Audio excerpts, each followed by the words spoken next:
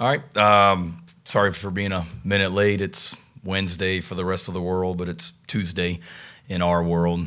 So trying to pack a lot into a short period of time since we got off the field an hour ago. To reiterate what Steve said, so happy that it's finally game week as well, like we talked to our players about. You work all year for 12 guaranteed opportunities, and we get our first one Sunday as well. Could not be more excited about getting going on that, without a doubt. Obviously excited. A couple things, house cleaning before we get into Virginia Tech. Excited for Rasul. Awesome news that he is free. Huge props and thanks to our compliance office, Aaron Abbey, Angie Ludwig, and John Stevenson. They, along with everyone here at the university, worked really, really hard on this. Appreciate the NCAA and working with us on that one also. So it was a process, there's no question about it, but in the end, had the best resolution for him and what I think was the right thing to do, without a doubt. So really excited for him, and our team is also, and thanks to everyone involved on that one. Update on Travian Robertson, obviously really serious accident last week. Truthfully, he's very lucky to be alive as well. He will not be with us this weekend in Atlanta. He will be back soon. I've talked to him. I've seen him since the wreck, and I've talked to him as well, and he's eager to get back out here and will be as soon as possible. Everyone knows what this place means to him and how much it hurts him not to be here with us right now, but his health is the primary thing, and had some pretty serious stuff happen to him in that wreck. So I'd ask for continued thoughts and prayers for he and his family, but he is going to be okay. It's nothing long term. It's just physically he's not able to be down on the sidelines at a game right now as well. So Jordan Dove, who works closely with our defensive line, is essentially the defensive line coach right now, working with the tackles. Obviously, Sterling Lucas is heavily involved, being that his position lines up next to the tackles, and then we've got a really talented defensive staff, and everybody's responsibilities need to increase in Travian's absence in the short term. This won't be a all-year thing by any stretch of the imagination, but just this week and until Travian gets back. And then we're fortunate that we've got a older group in that room. Nick Barrett's been here as long as I have in this program. Nick Barrett's been in this defensive system longer than Travian Robertson has, because he's been here since year one with us. So we've got older guys in that defensive line room. And they'll all do a great job and play their butts off this weekend for Travian until he gets back here with us. Also, want to congratulate all of our NFL guys. That's so freaking awesome that so many of those guys that were on last year's team are now on NFL rosters. And then I talked to every one of our guys that got put on waivers or released yesterday, and except for one of them, and everyone that I talked to last night or this morning, the team has told them that they want them back on the practice squad, and which is great news for those guys. They're all NFL football players, and really excited for them, and a great testament to them and then our program, just their development and what they were able to do here, and then have an opportunity to go be on an NFL roster. Really fired up and excited for them, and then obviously really fired up and excited for this upcoming weekend to be able to compete in the Affleck Kickoff game that Gary Stoken over in Atlanta puts on with his team. Anything that they do is first class, whether it be the Peach Bowl or any sporting event that comes to Atlanta. The Peach Bowl Golf Challenge that myself and other head coaches play in the springtime, which is a first-class event. It's going to be awesome. Everything they do is first class, and this event will be as well. Really fired up for George Rogers. He'll be our honorary captain on Sunday as well. Georgia native, Heisman Trophy winner here at Carolina, so I know George is excited about that as well. I know there'll be a ton of fans from Carolina there. Can't wait to see all the garnet and black in the stands. We are doing a pregame walk like we do here in Columbia for home games. So I'm sure we'll post on social media all the details of that, but would encourage our fans to come out and see our guys when we arrive at the stadium a couple hours before kickoff for that walk on Sunday. Obviously playing a great opponent in Virginia Tech. You old heads that have been around here for a little bit will remember that these two teams used to play every year. And my dad became the head coach at Virginia Tech in 1987, and they played in 87, they played in 88, they played in 89, they played in 90, they played in 91 as well. And then South Carolina went into the SEC, and Virginia Tech went into the old Big East Conference that was created back in the early 90s, and then they didn't play anymore. But thought then as a kid growing up that these were two teams that needed to play every year, and it's crazy that we haven't in so long, but it'll be exciting to play against a team that we have a history with as well, and a good football team. This is a team that, in my opinion, last season was much better than their record. If you go back and look at last season, they had 2 3-point losses and a 4-point loss. And I think everybody was watching the Miami game, which I think was one of our off weekends, when they had a really, really controversial finish to that game that easily could have been a win, had a 3-touchdown lead against Syracuse, and they weren't able to hang on that one. So 2 7-point losses, I believe, a 4-point loss, and 2 3-point losses. And they're on the other side of those. They're a play or two away from being a 9-3 team, and this is a top 15 matchup because of the players they have coming back as well. They dealt with some injuries last season, very similar to what we were in 2023 with some of the injuries and close losses that we had. They got really good players on all 3 phases. They're very well coached. I don't think enough people are talking about Kyron Drones, the quarterback. He's a heck of a talent, and he can make all the throws. He reminds me a lot of Lenorris in his ability to run the ball. He's a quarterback that's able to run the ball, but he's not shying away from contact. I mean, he has a play against Old Dominion last year where he breaks it off for 60, and he's trying to run over people, and defenders are just bouncing off of him. So he makes our offense go, and will be a big challenge for us on Sunday.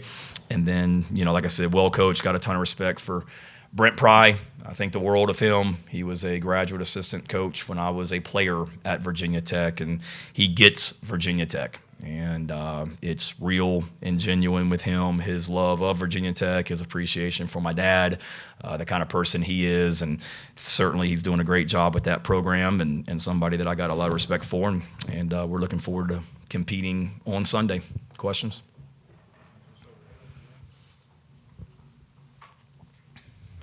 Hail. Did you not see David? I guess he was afraid to ask about the depth chart. Go ahead. I guess Dave was scared about the depth chart or asked about it. So I'll ask, will you release one? Will we get to see one, or are we going to have to piece it together on Sunday afternoon? You'll piece it together. And again, I've got respect for y'all, and I understand you have a job to do, and it's not trying to be any kind of gamesmanship.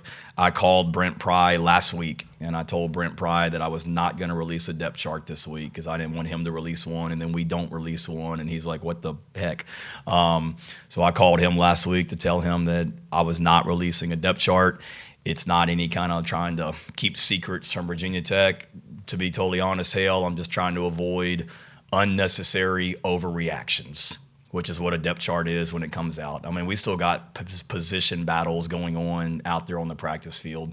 And if I had released a depth chart, it was going to have a gazillion ands and ors on there, because that very much is the case at a lot of those positions. So again, I'm respectful of the job that you guys have, and I'm not trying to make things more difficult on you guys, but that's what I was just trying to avoid as I looked at what's best for our team right now. It was not putting anything out on paper. I'm not sure what we'll do on Sunday leading up to the game.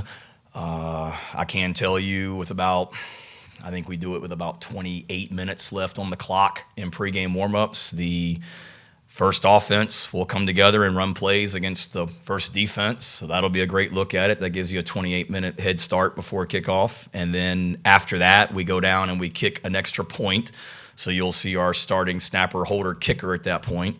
And then we turn around and we punt, so you'll see the starting snapper, punter, and we punt to the starting punt returner, so you'll be able to knock that off before kickoff as well. And I'm not trying to be a smart, that's truly what's going to happen as well if we don't put anything out before then. But Steve and I will talk about it. But Dabo and Kirby didn't put a depth chart out before this game last year. Everybody survived, the players, the coaches, the teams, the fans, the media, and I'm sure this year will be no different with us as well. Shane, anybody updated injury-wise or that might miss the game for a non-injury reason? No, not at this point. Pretty healthy, nothing new injury-wise other than what we talked about last week, David, and then a couple guys that are coming back just from some soft tissue injuries, hamstrings, groins, things like that I don't think will keep them from playing on Sunday, but may limit how much they do play. But no, we're in pretty good shape as of today compared to last week. This first game of the season for every team around the country, there's nerves. It's the first game of the season. You prepare, practice the best you can, and then you just got to play. What's the tone that you want your team and your players to set in this first week specifically? Yeah, I think just we said it a lot last year, and it's the same thing now, just be who we are. And I mean that like going into the game and the way that we play. Like don't all of a sudden start acting different now because it's game week, players and coaches.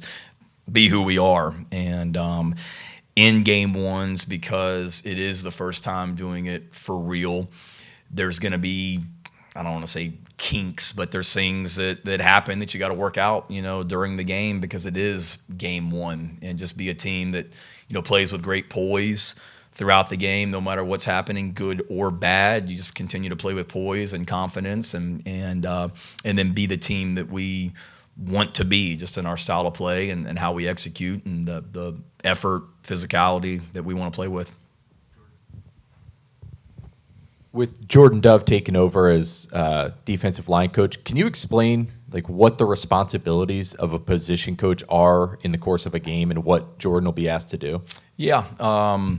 It's obviously most of the work is done during the week from a preparation standpoint in the meetings as you're putting together the game plan for what we want to do, the position meetings that we have. So most days for us is, we have today, for example, we had a team meeting at 8 a.m. and then we had a 20-minute special teams meeting, and then we have about an hour of offense-defense meetings before we went on the field. So when we have those offense-defense meetings, sometimes it's the whole offense together, sometimes it's the whole defense together for part of it, but most of the time you're in your own position rooms. So when we're in those own position rooms, Jordan Dove is in there like he is every day with the defensive tackles, and he's talking about our game plan and Virginia Tech and whatnot.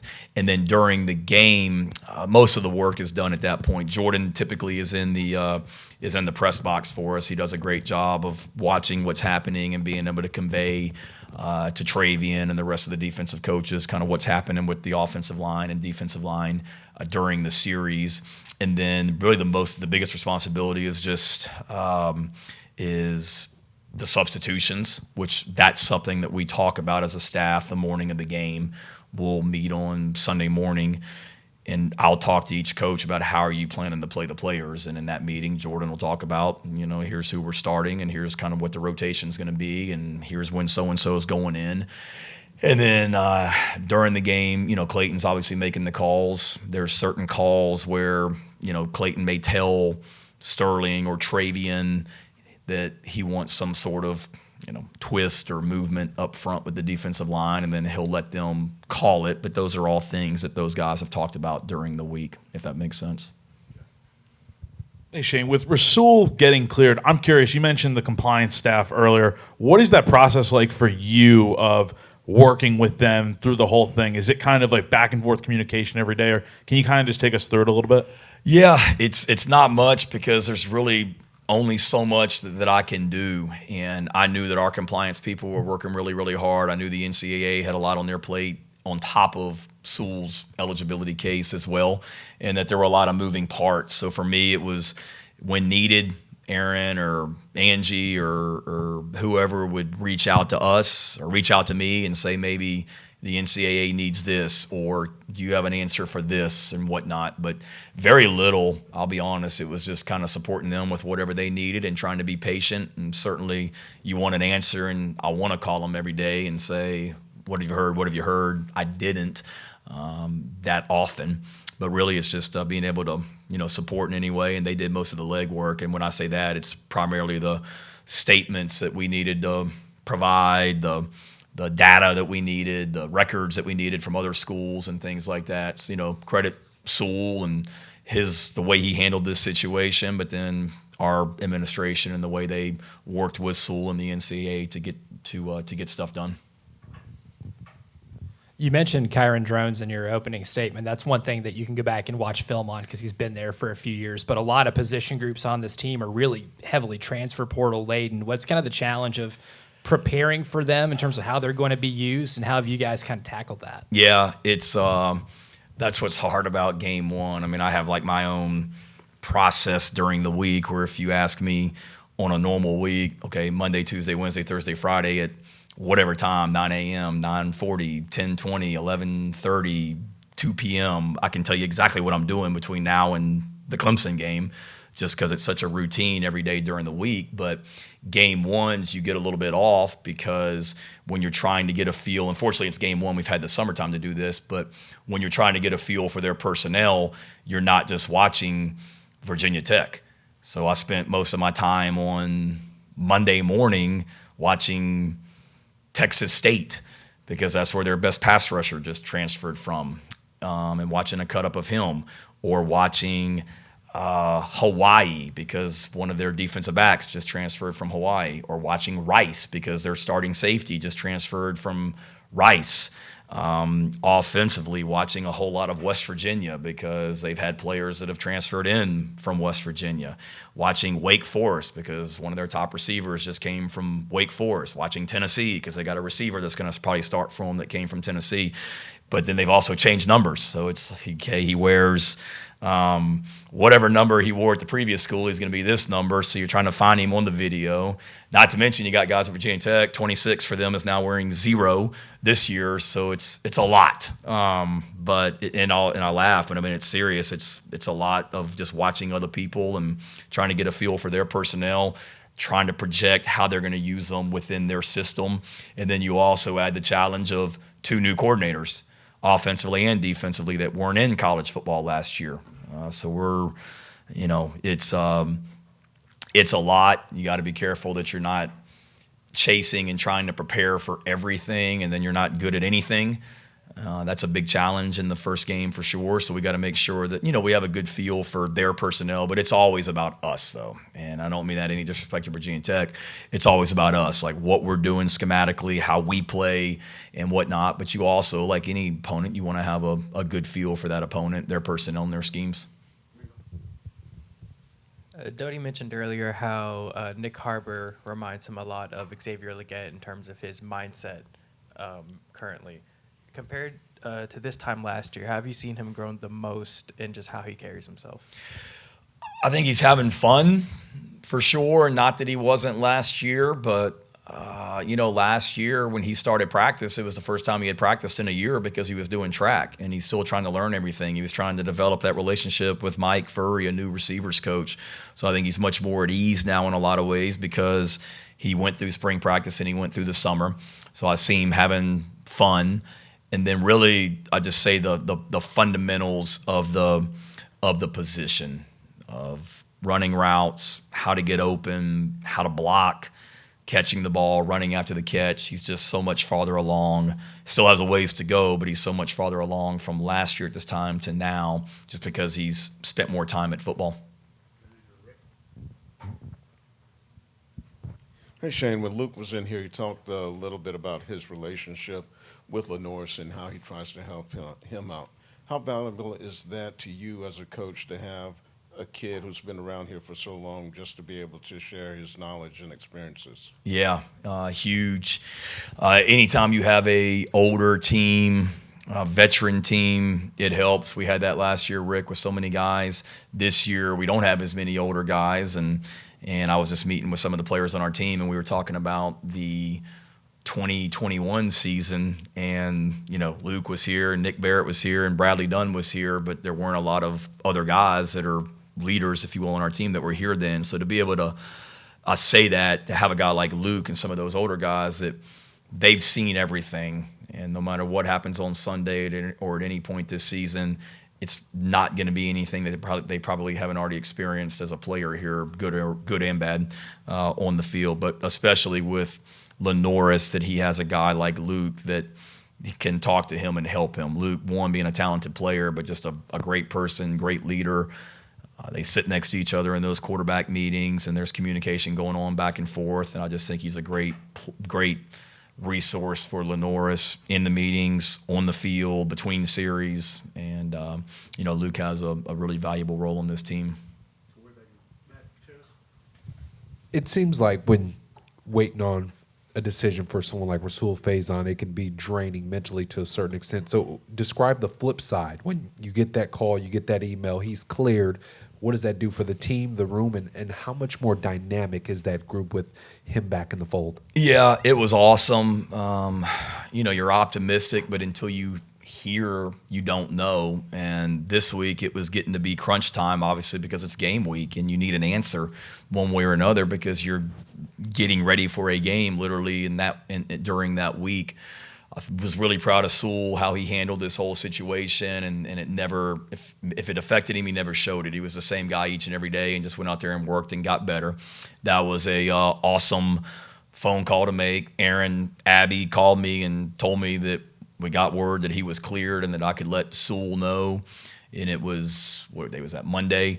And he was at home already in the afternoon, so I FaceTimed him and told him, and that was a pretty cool moment that I won't forget, just seeing the joy in his face, and all he kept saying was just thank you, thank you, thank you, because he's so appreciative for the opportunity. He came and saw me yesterday just to thank me again as well, which is awesome. So that was a really special moment and a lot of emotions. And then certainly it makes a room that was already good, in my opinion, even better. And I told you guys, I believe last week that, or I know I've said it publicly, that whether Sewell was eligible or not, we were going to play multiple running backs. And now that he's eligible, he's going to play. And then there'll be other guys in that room that will also play. So it makes a room that I was really excited about already. It makes that room even better and gets me even more excited to just add to the depth and the personnel in that running back room. Last week, Mike Shula said that more receivers, particularly freshmen, might be able to get into the game than he would have initially expected. Do you agree with that assessment, and do you have any estimate of how many of those freshmen might see the field Sunday? Indirect depth chart question right there. I'll see what you did there. Yes, I would agree with what Mike said on that one. When we signed those receivers, what did we sign? 7, I think. When we signed those freshman receivers, we signed them with the intention of getting them ready to play early. And they've come in, going through spring practice was huge for them. Everybody went through the spring except Donovan Murph, but he was basically out there every day during spring practice. And now that we've gone through the preseason, they've just continued to get better. They still have a ways to go, but they're dynamic players that are really going to help us. We've got a really good receiver room already with some of those other older receivers. But, yeah, absolutely. I think you'll see a small group of them that are going to play a lot on Sunday. And I would say that there's a chance that you see all of them play a little bit on Sunday. I know we'll learn on Sunday, like you said at the beginning, who the specialists are, but kind of just going off that, where are you at right now with special teams? Do you feel like you have an answer in your mind as to like the questions you had about that group coming in with who you want to see start? I'm a lot closer than what I was on August 1st when we started practice.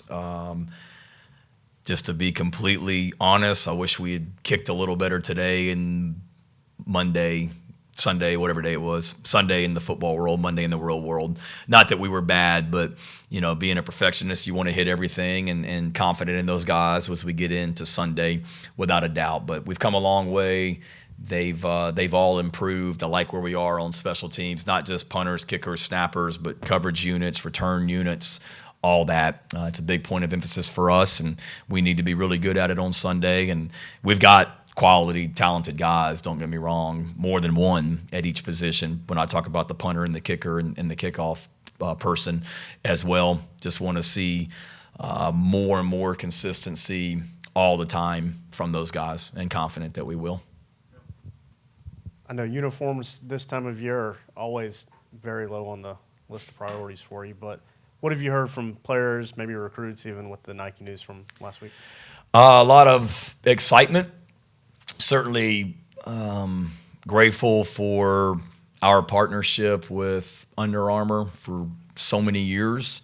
And they've been a great partner and a great friend to Carolina Athletics and will continue to be over the next year until that contract runs out. But the response from our team and the response from recruits has been really, really, really positive as well. You know, it's something that has come up with some recruits that we're recruiting right now. Hale, like during the recruiting process, that was one of the questions in my office with some recruits on official visits was what the apparel contract looks like going forward. And to have it resolved, appreciate Nike. I mean, they wanted us. Appreciate Jeremiah, Jeff Crane, and the rest of our administration for their communication and getting this done without a doubt. So I think it's a great day for South Carolina, and most of the all the players I know and the recruits that I know feel the same way.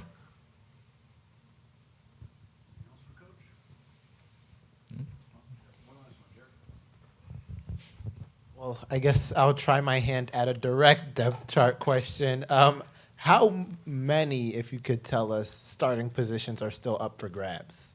Well, competition is a core value of our program, and we say we compete every day, so all of them, okay? I'd be a hypocrite if they weren't. That's just the case. Now, is it going to be hard for somebody to beat out Lenora Sellers as the quarterback? Yeah, probably so, but we're competing each and every day in practice. All right, Carolina calls on Thursday night, Backstreet. Saw Jack there last week, so expect more attendance this week from everyone in here as well. See you.